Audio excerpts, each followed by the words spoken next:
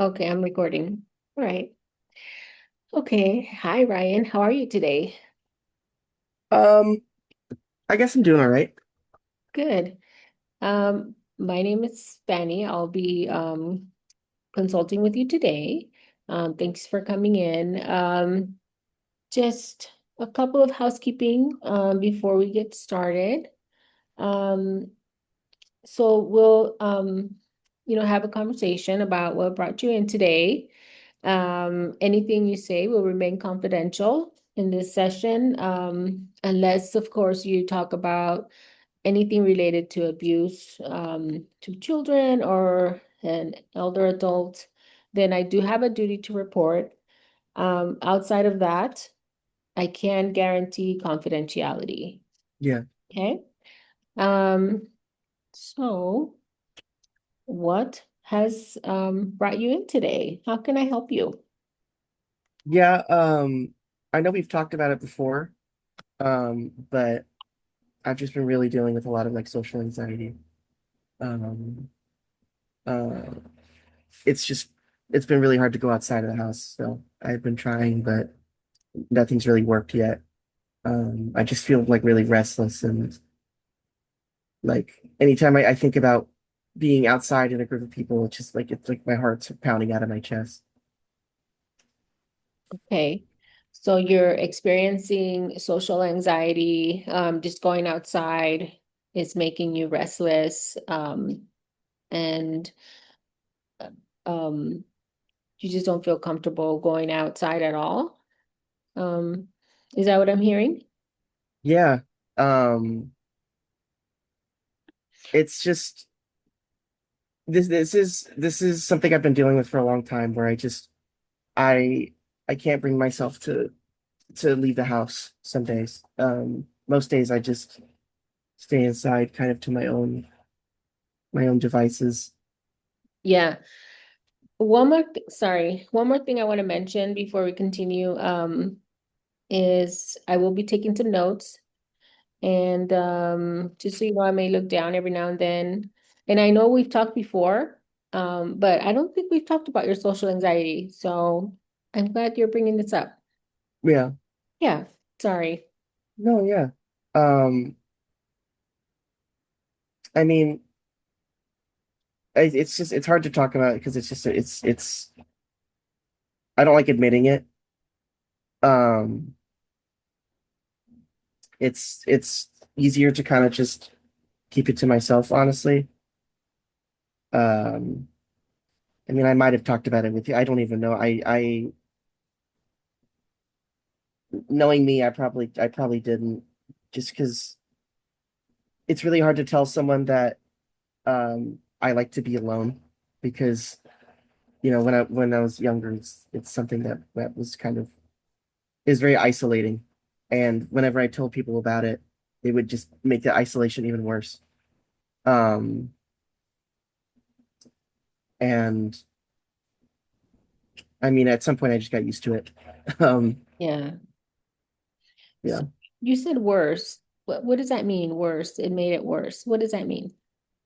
Uh, I mean, I wasn't always like this. Like as a kid, I would want to put myself out there, meet people and stuff, but it was always really hard.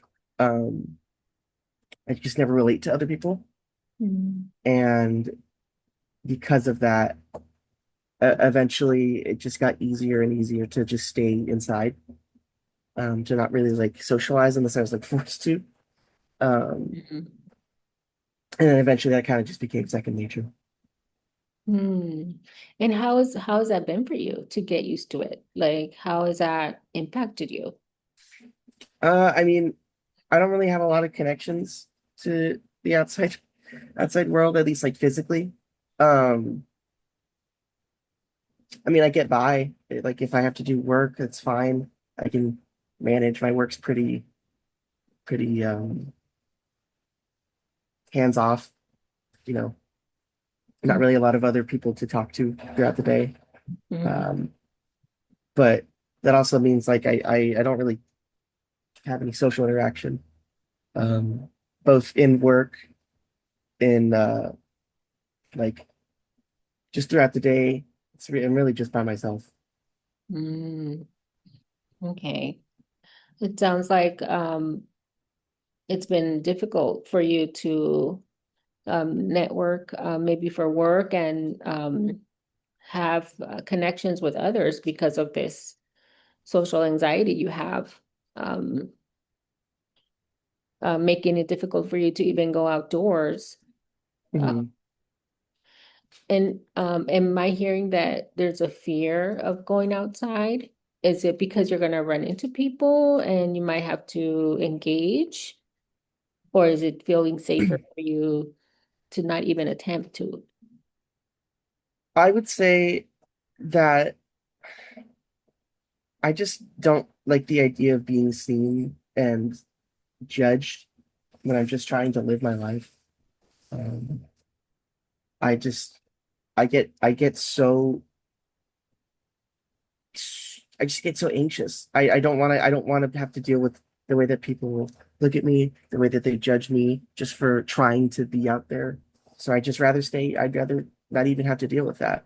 Hmm. Um, I get worried about, am I coming off the right way? Is this like, am I doing uh the right steps in the conversation?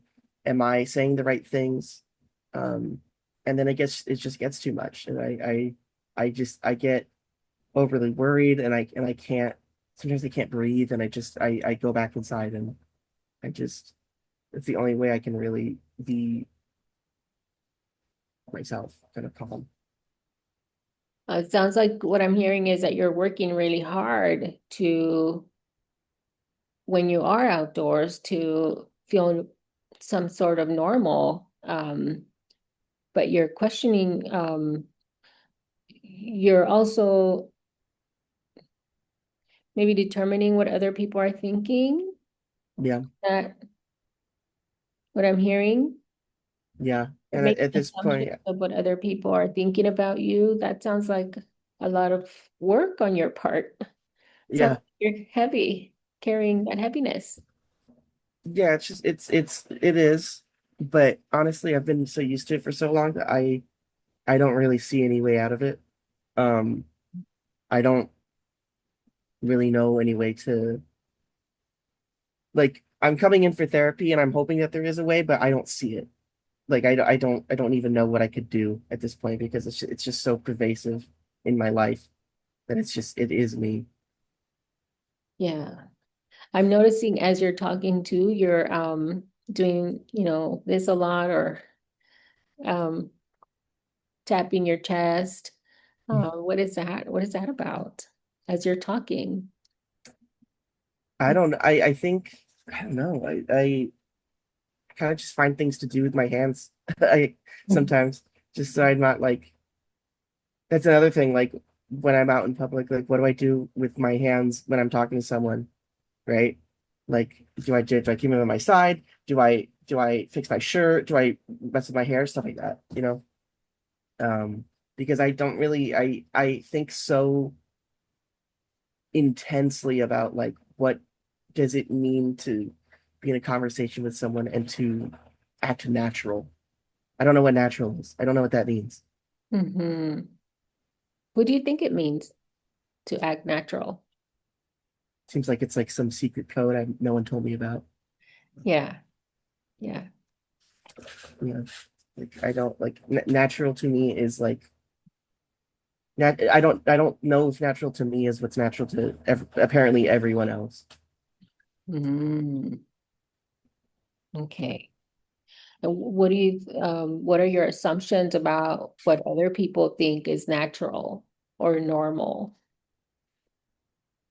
Like anything out of the ordinary is frowned upon or is like pushed aside, I'd say. Um, it's Mm-hmm. really difficult to get up and not have to pre-plan every social interaction for the day. Any possible hiccup or anything that could like, just lead to even more like anxiety. Like I just can't I can't keep planning all this stuff. And when I think about what's natural to other people, it's just like this, it feels like so many different rules of like a social interactions that it just doesn't feel fair to me.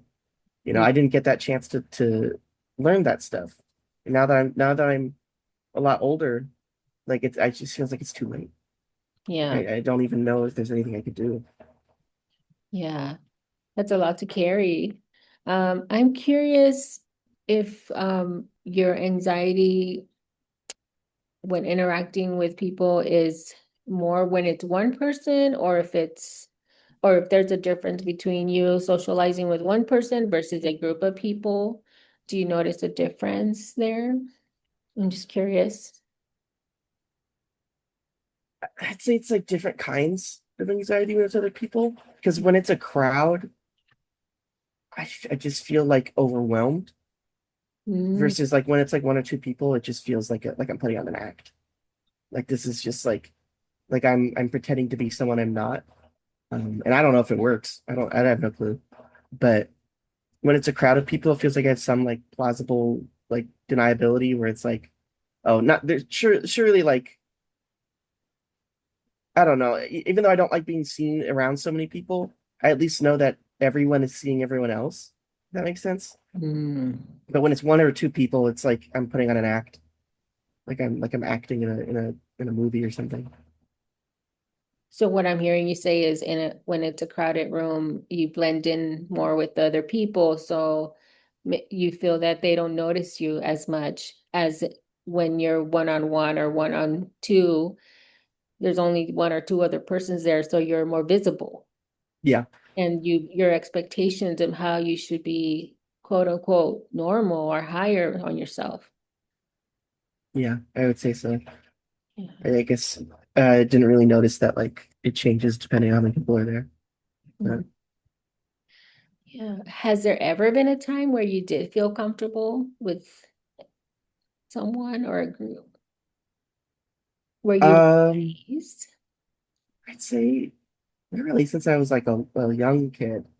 Like back when it was more so like I don't know, I just wasn't given a lot of opportunity to socialize with other kids.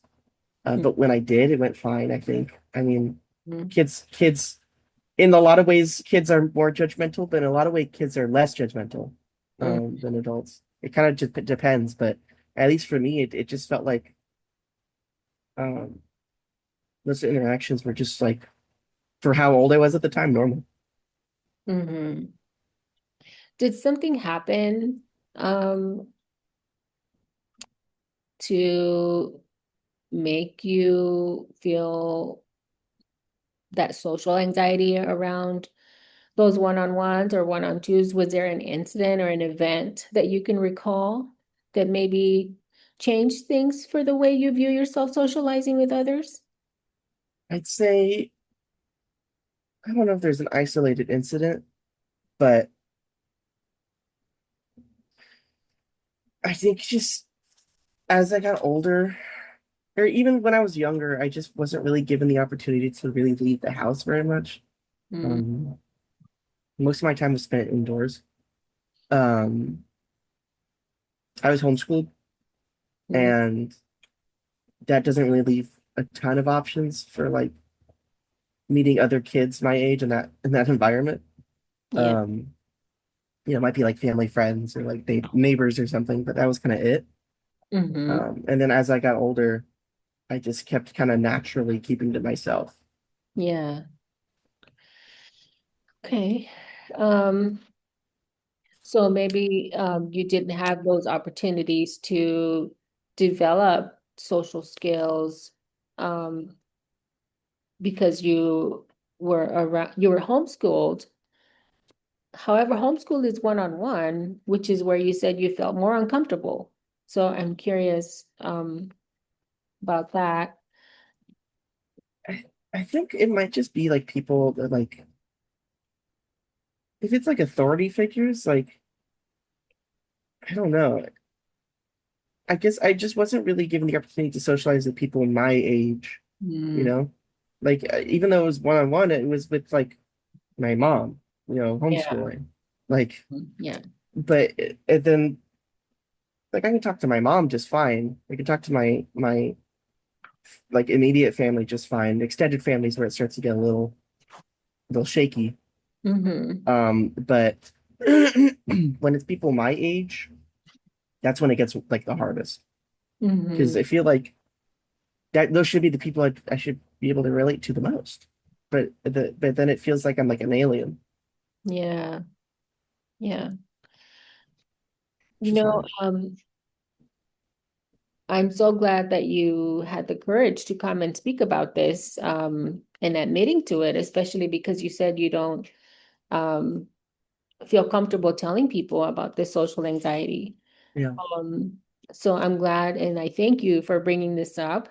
Um, Sometimes when there's an event like there's a model that I like to use, it's called the ABC model. So there's an event or a situation, right? In your case, it would be social anxiety. And then there's a belief in about that. So in your case is people are gonna judge me. That's your belief. You're gonna judge me. They're gonna think I'm not normal, the expectations that you put upon yourself about this situation. And then there's an emotional consequence to that, your anxiety that you're feeling as it relates to this situation.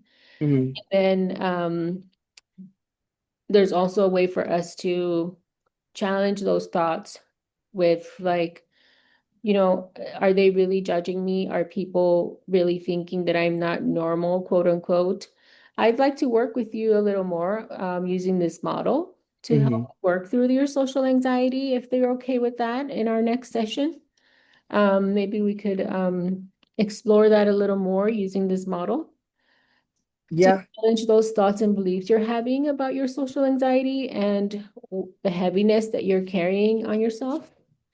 Yeah. That's I would be willing to do that. I think when I'm here, that like I'm not as anxious here because it's not physically in person. There's a lot less like social cues I got to worry about, and I yeah. think that helps. Also, just the fact that everything's like confidential is helpful. But I just after so long, it's just hard to see how it's hard to see how to get out of this hole that I I've kind of been digging myself, but also kind of been put into as well. Mm-hmm. But Mm-hmm. That's a lot to carry. so, So but, I'd love to explore that with you a little more. yeah, So, but I yeah. am willing to try. Okay. Well, thank you, Ryan. And I will see you next time. Thank you. Okay. All Yeah. right. Whew. Yeah, that was a good job, Fanny. I really like the way that you empathize and you tried to understand, like not trying to like act like a robot, like you just wanted to understand why am I feeling this way? How can I help? Mhm. How can I help you see ways out of this hole? Um, I liked the the way that you you connected like how I behaved in a crowd versus um how I behaved in like one or two people situations and Mm, how that could maybe stem from something else as a kid. mm. Um, and because it's a role play, I'm sure I didn't get every detail. You're fine. You did Right. great. But I think the way that you analyze a situation and you tried to find hidden themes and patterns and stuff is really that's a really good trait as a counselor. Mhm. Um, so I applaud you for that one. Um, I was trying not to get too deep into the water or like, no, yeah, for sure. I think um I'm just going to the actual feedback section on the yeah, assignment. yeah. So one or two areas of strength. So responses help me feel understood. Again, I would say just under like noticing the pattern of like when you're like in a crowd versus when there's one or two people. And Mhm. then when I went into that more, you also notice like, hey, like you were with your mom while you were being homeschooled. Why was that different? Yeah. Because I think that's something that might fly over other people's heads. Um, and then responses that were facilitative, I'd say if I ever had to pause and think, I actually had to think. It was not like a role play thing. I had to think like, Oh yeah, that is like a connection that I, even though it's a role play, like I didn't make that connection myself. Mm, Um, like connecting, um, like these nervous tics because these are actually like I do this in conversations. Like some of the role play is a little based on like how my experience growing up. I wasn't homeschooled, but I did have okay. like social anxiety. Mm, Um, and I still do this like stuff like this. I play with my shirt. I do stuff like that mm, because those situations can be a little anxiety inducing. Um, and you're able to connect that to being like, what is right in a social situation? What is right in a social interaction? What's the quote like rule to this social interaction? mm-hmm, So I think that really facilitated even some like internal thinking about like how I actually act. mm-hmm. So I appreciate that. Okay. One or two areas of growth. Um, I feel like there was a question where you kind of second guessed your question. Mm-hmm. Like you said it and then I started talking and then you kind of corrected yourself while I was talking. Oh, okay. Um, and I've seen I do the same thing sometimes where like I'll ask a question and I'll be like, I could have worded that better. But Yeah. like as I've like talked to like my supervisors and they're like, well, it's like how when you go to a piano recital and if someone messes up a note but they keep playing, it's really hard to notice that they messed up a note sometimes. Mm-hmm. And so as long as it doesn't like create a rupture, Mm-hmm. um, it might be better to just let the question be. And then Mm-hmm. if you need to clarify afterwards, then clarify. Okay. That's good. Thank Um, you for that. Yeah, I yeah, remember I did that. I went back and I'm like, oh, I shouldn't have asked that. Yeah. yeah. So I would say, yeah, I would say that is just, I think it's an easy thing to fall into because you want to be able to ask the right questions. Right. Um, because I still do that. I'm sure I'm going to do it when I do my role play or my counseling role play. But besides that, I don't really see anything else like to mention in terms of like feedback. That was really good. Thank you. Okay. Cool. I'll stop the recording.